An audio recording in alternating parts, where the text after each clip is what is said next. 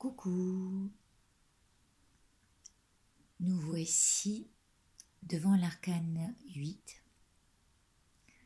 Je continue sur mon chemin en essayant de voir le parallèle en fait avec les enseignements bouddhistes et ce que nous dit cet arcane sous différentes formes, dans différents tarots. Et jusqu'à hier, en fait, je n'avais pas vraiment trouvé la signification ou le lien avec les enseignements. Mais petit à petit, en cherchant bien, j'ai trouvé de quoi mettre en ordre ce que nous dit cette carte, puisque il s'agit de la justice, de l'ordre. L'ordre a des règles de rangement, des règles de droiture. Droiture, nous incitant à une certaine discipline, à peser le pour et le contre. On peut voir aussi une balance, donc j'imagine que de manière tout à fait simple, on peut l'attribuer au signe de la balance, bien sûr.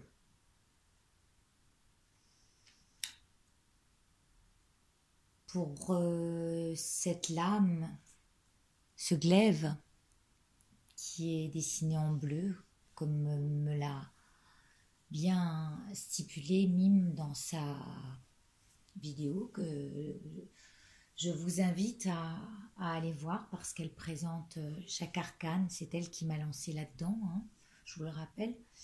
Et chaque couleur a sa signification.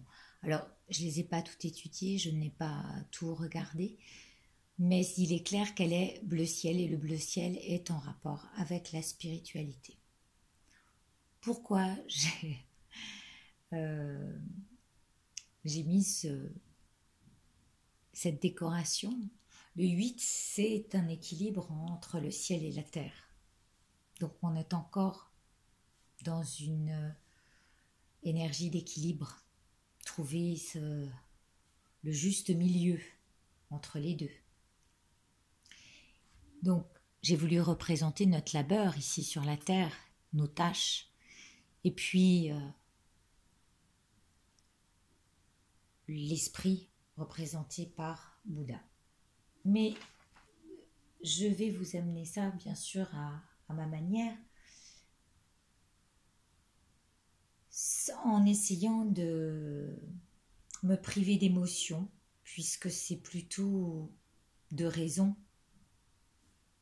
qu'il s'agit de présenter la justice. La justice a toujours raison. Et l'émotion n'a pas son mot à dire.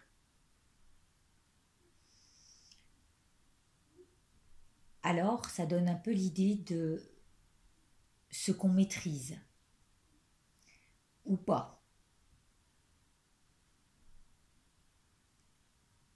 Et quand on ne maîtrise pas tout, ce sont ce qu'on appelle les bruits de couloir. Et les bruits de couloir de la justice, eh bien, on n'en a pas le contenu total.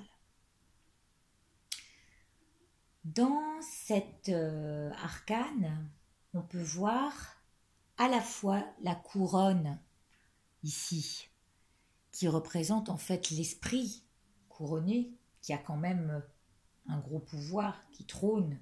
L'esprit trône, hein, encore toujours sur la matière, puisque c'est lui qui a tous les choix. Et il y a aussi dans cet arcane, alors je parlais de la couronne, mais aussi la toque du pape. Parce que, en fait, ce 8, C'est le 5 du pape, et le pape, je vous rappelle que moi je l'avais vu en l'esprit de Bouddha, l'esprit lui-même, celui qui a le choix, qui a la liberté de ses choix. Et le 3, c'est l'impératrice. L'impératrice, elle est incarnée dans la matière, et pour moi, c'était Mère Gaïa, la terre, tout ce qu'elle nous donnait. Et il y a cet équilibre justement entre le 5, la liberté de l'esprit, la liberté de penser, la liberté donc de nos actes, mais sur terre. Et c'est en fait un subtil mélange entre l'esprit divin incarné sur terre. C'est un peu structurer son esprit par rapport à notre véhicule ici sur terre en la matière. Donc on se retrouve vraiment dans un équilibre de mental et d'acte, de pensée et d'acte. Entre les deux, il y a la parole et le juge se prononce. Vous verrez que le glaive est dans la main droite, d'accord? Et dans la main donc de la réceptivité, et qui peut être tranchante. Pourquoi je dis ça? Parce que la terre, lorsqu'on ne la maîtrise plus et qu'elle se met à se manifester et à montrer sa justice, elle tranche sans prévenir. Et ça, ce sont les éléments de l'univers entier, qui décident. Et nous n'avons plus de quoi maîtriser tout ça. C'est pourquoi le glaive est représenté en bleu.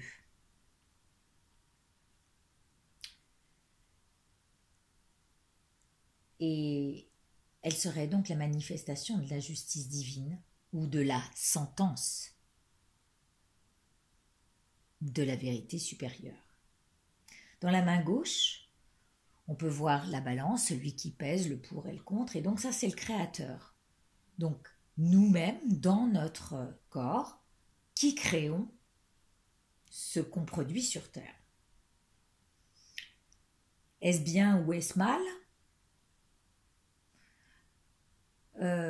Croyant que nous sommes seuls juges sans prêter qu'à à la couronne céleste, nos esprits sont bien voilés. Alors, pourquoi je dis ça? Je vais vous montrer cette carte ici. Voilà. Regardez bien cette carte. Là, l'esprit est voilé. Il y a de la droiture et de la discipline à tenir. Noire et blanche, l'équilibre du yin et du yang. On est d'accord, toujours ici, ce qui était réceptif, donc le yin représenté en sombre, là en par sombre, et le yang, le côté créateur solaire, qui est présent dans cet équilibre. Et puis, vous nous voyez là, les commandements, on les connaît, c'est les lois, d'accord? Donc, il y a toutes les lois qui sont rédigées, et puis on est enchaîné à ça, enchaîné à des lois sur Terre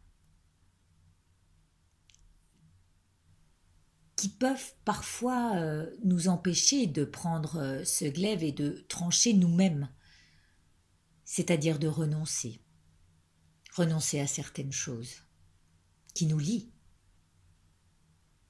à ces à ses racines de l'enchaînement de la vie. Je vais y venir pour vous dire exactement ce que c'est que cette carte. Vous voyez ici nous avons la roue encore. Chez les bouddhistes, c'est la roue du samsara. Le cycle des renaissances. On a le cycle lunaire, le jour et la nuit, d'accord? Le jour, la nuit, je vous le remontre, ici, jour et nuit.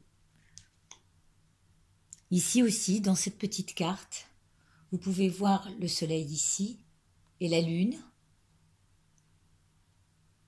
l'équilibre entre les deux et y voir juste dans ce que nous faisons. Regardez dans cette carte-là. D'un côté, la main droite montre le ciel, donc le côté céleste, et de l'autre, la main gauche montre la terre. Donc le Créateur, notre esprit, et en bas, nos actes dans la terre. D'accord? C'est pourquoi je vous ai mis le... Donc, ici, le ciel, en bas, la terre. Et nous, on est entre les deux.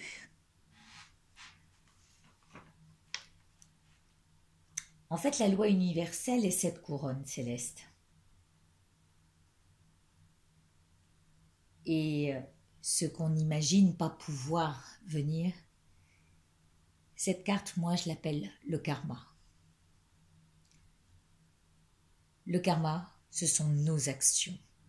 Et nos actions, elles sont faites sur Terre, à partir de la pensée, mais, par extension, dans nos actes se manifestent.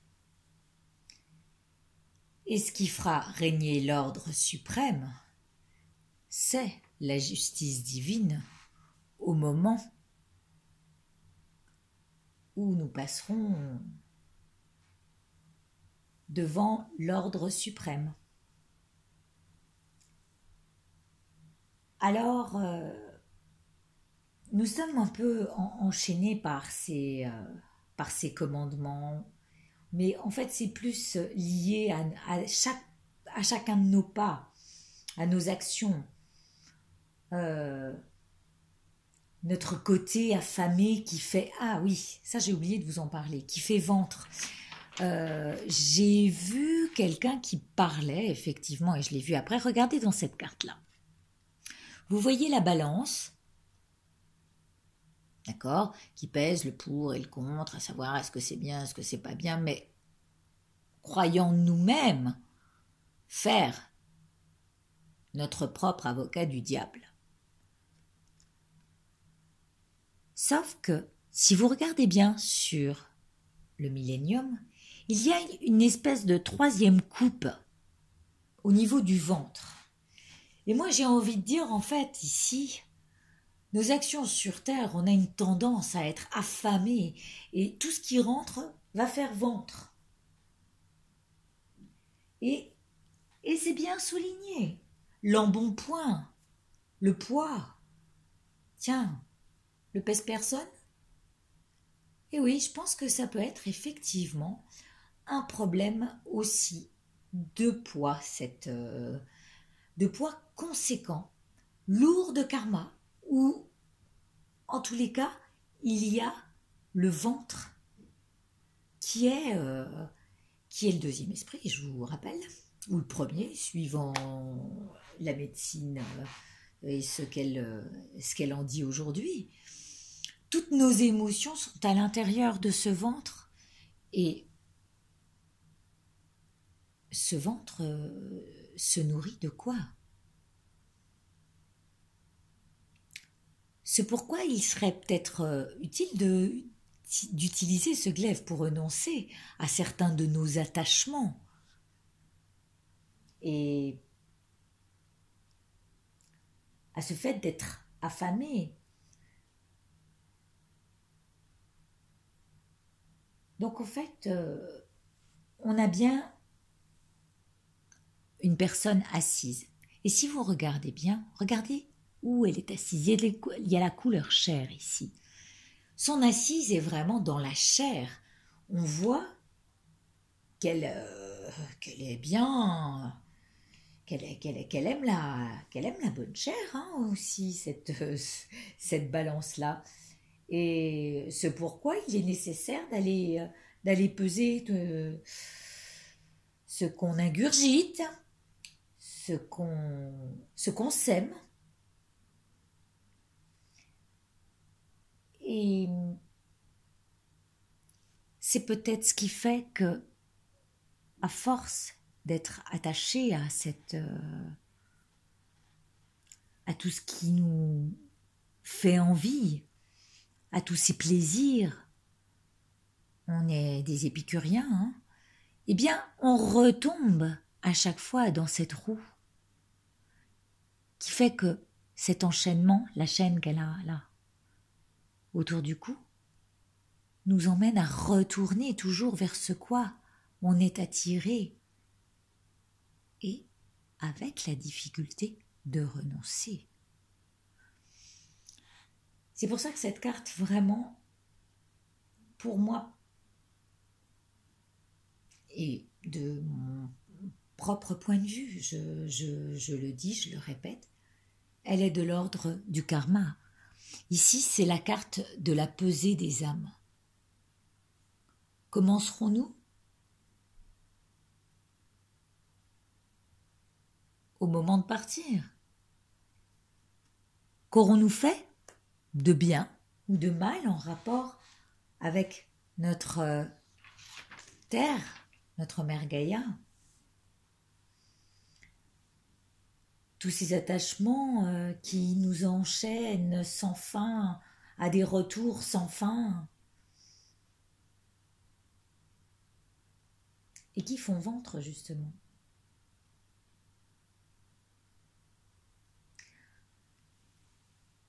Nous nous voilons la face sur nos actes manqués.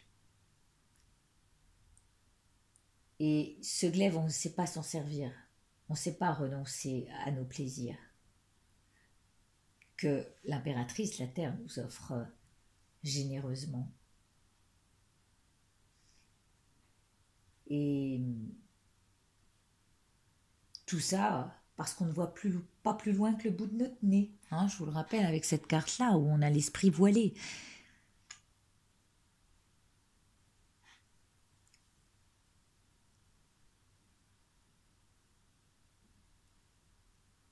Donc, je vous laisse réfléchir à tout ça, à notre propre justice. Quel genre de choses on va mettre en place? Qu'est-ce qu'on va mettre comme règle en notre esprit pour éviter le plus d'erreurs possible? Celle-ci, je trouvais qu'elle avait les bras longs. Il y a toujours l'idée de ces gens affamés. Et ça peut peser lourd hein, dans la balance au bout d'un moment. Et nous faire des vies à rallonge dans un karma où dans les vies futures nous pourrons alors peut-être manquer parce que dans cette vie-là nous avons eu les bras trop longs et peut-être que nous n'avons pas assez partagé, pas assez tendu la main aux autres. Il y a de quoi se poser la question peut-être. Donc arrive ici la pesée d'une conscience.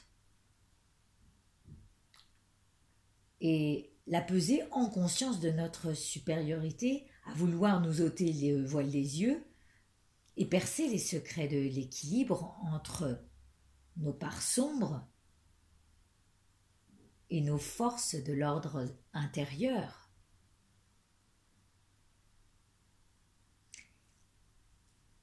L'idée est d'attendre, en fait cette carte marque une pause pour regarder où va aller l'aiguille? De quel côté on penche?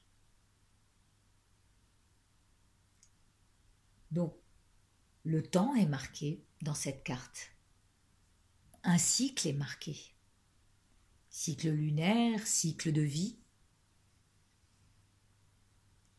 Et on est là tout en essayant d'avancer, mais aussi pour rééquilibrer les choses, savoir se poser. Un temps d'arrêt pour l'analyse et l'étude du dossier. Ce dossier va passer devant le procureur à la fin. Et autant bien monter ce dossier pour la marche à suivre, qui est l'aiguille intérieure. C'est notre boussole intérieure.